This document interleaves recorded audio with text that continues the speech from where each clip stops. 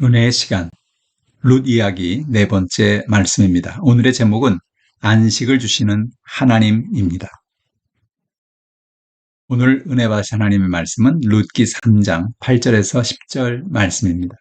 말씀을 같이 봉독합니다. 밤중에 그가 놀라 몸을 돌이켜본즉 한 여인이 자기 발치에 누워 있는지라. 이르되 내가 누구냐 하니 대답하되 나는 당신의 여종 루시오니 당신의 옷자락을 펴 당신의 여종을 덮으소서.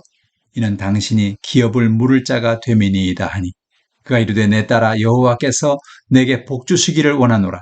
내가 가난하건 부하건 젊은 자를 따르지 아니하였으니 내가 베푼 인애가 처음보다 나중이 더하도다. 우리는 살아가면서 예상치 못하는 역경과 고난을 겪게 됩니다. 그러나 그런 고난과 역경은 아무런 의미 없는 역경과 고난이 아니라 그것을 통해서 우리의 삶을 되돌아보게 하고 하나님께 돌이키게 하는 역경과 고난인 경우가 참으로 많습니다. 하나님은 고난을 통해서 우리를 부르시고 우리에게 예비하신 은혜를 베풀어 주시기 때문입니다. 룻기는 단순히 모압 여인 룻이 인생의 고난 속에서 보아스를 만나서 그의 삶의 문제가 해결되었다는 이야기보다 더 깊은 의미를 담고 있습니다. 룻기를 통해서 우리에게 주시는 교훈의 말씀이 무엇일까요? 첫째로, 하나님 우리에게 안식 주시기를 원하십니다. 나오미는 자신에게 그토록 희생하는 며느리에게 하나님이 안식의 복을 주기를 원했습니다. 룻에게 안식을 준다는 것은 룻이 좋은 사람을 만나 평안하게 살 수 있는 길을 열어주는 것을 의미하는 것입니다. 나오미는 룻에게 잘해주고 있는 보아스를 염두에 두고 말했던 것입니다. 나오미는 보아스가 룻을 불쌍히 여긴다는 것을 알게 되었습니다. 룻이 보아스의 밭에 이삭을 주우러 가면 룻에게 일부러 더 많은 이삭을 떨어뜨려 주어 많은 이삭을 주울 수 있도록 하는 보아스의 마음을 알게 된 것이죠. 나오미는 하나님이 보아스를 통해서 길을 예비하고 계심을 믿었습니다. 왜 하나님은 보아스와 룻을 만나게 하시는 것일까? 그것은 단순히 룻이 보아스를 만나서 안식을 얻게 될 뿐만 아니라 보아스가 다윗 왕의 가문으로서 예수 그리스도의 조상이 되는 놀라운 하나님의 은혜를 예비하고 계심을 보여주는 것입니다.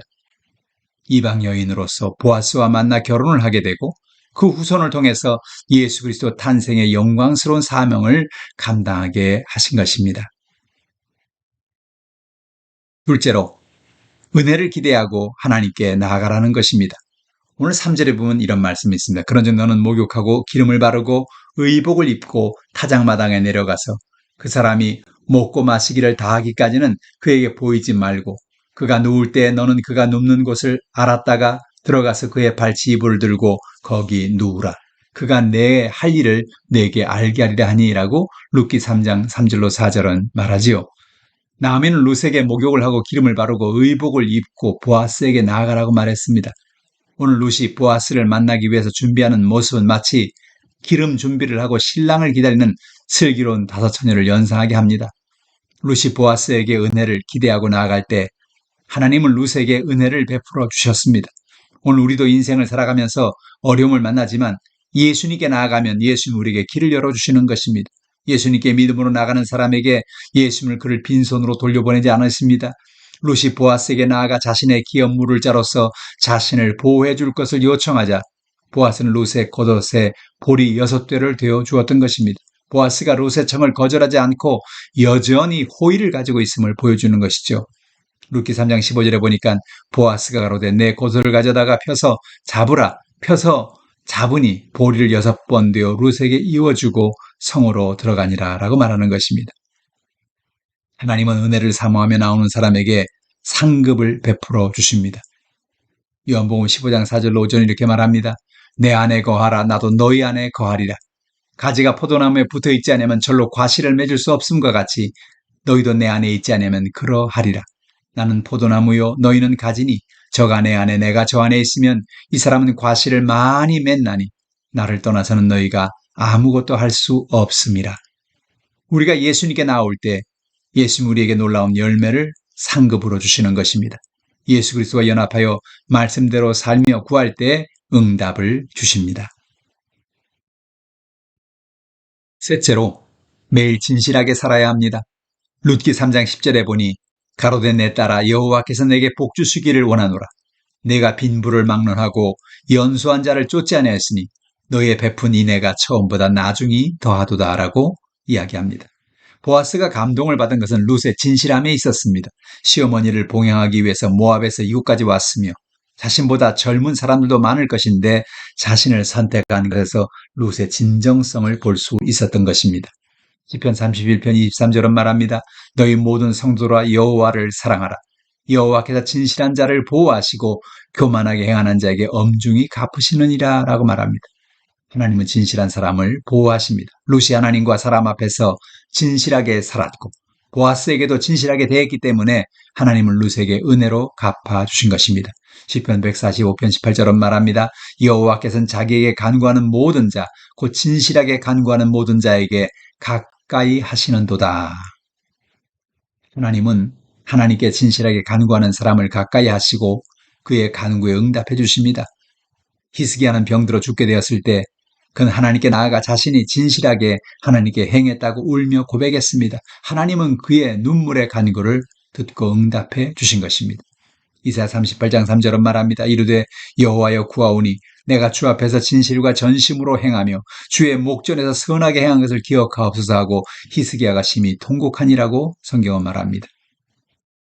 하나님은 히스기야의 진실한 삶을 기억하셨어요. 그의 간구를 들으셨습니다. 그래서 그가 기도한 대로 수명을 연장시켜 주신 것입니다. 하나님은 진실한 사람을 기억하십니다. 그에게 은혜를 베풀어 주십니다. 룻이 보아스에게 진실하게 하여 은혜를 입은 것처럼 우리도 진실하게 살아갑시다. 우리는 인생을 살아가면서 고난을 만납니다. 그러나 하나님 우리에게 안식 주시기를 원하신 하나님이십니다. 하나님이 주신 안식 가운데서 날마다 은혜를 기대하며 살아갑시다. 매일 진실하게 살아서 하나님이 주시는 놀라운 은혜와 복을 받고 살아가는 여러분 되시기를 주님의 이름으로 축원합니다. 오늘 말씀을 통해서 우리가 묵상해 몇 가지를 생각해 보기를 원합니다. 나는 고난 가운데에서도 하나님의 은혜를 예비하셨음을 깨달은 적이 있지 않습니까?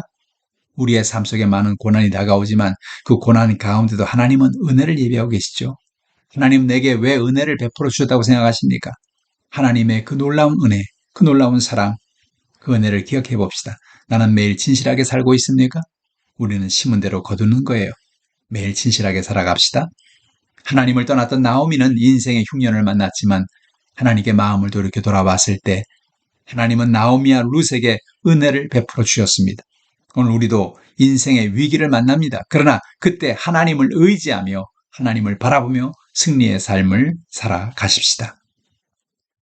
기도합시다. 하나님 아버지, 우리는 내 뜻대로 내 마음대로 살아갈 때가 참 많이 있습니다. 하나님을 의지하고 하나님 말씀에 순종하는 사람에게 하나님은 복을 주심을 깨닫게 하시니 감사합니다. 오늘도 하나님을 의지하고 하나님의 말씀을 따라 살기 원합니다. 우리를 인도하여 주시옵소서. 우리의 모든 문제를 하나님께 맡깁니다. 우리의 질병도 맡깁니다. 오늘 우리에게 응답해 주시고 하나님이 예비하신 길을 열어 주시옵소서. 예수님의 이름으로 기도드립니다. 아멘.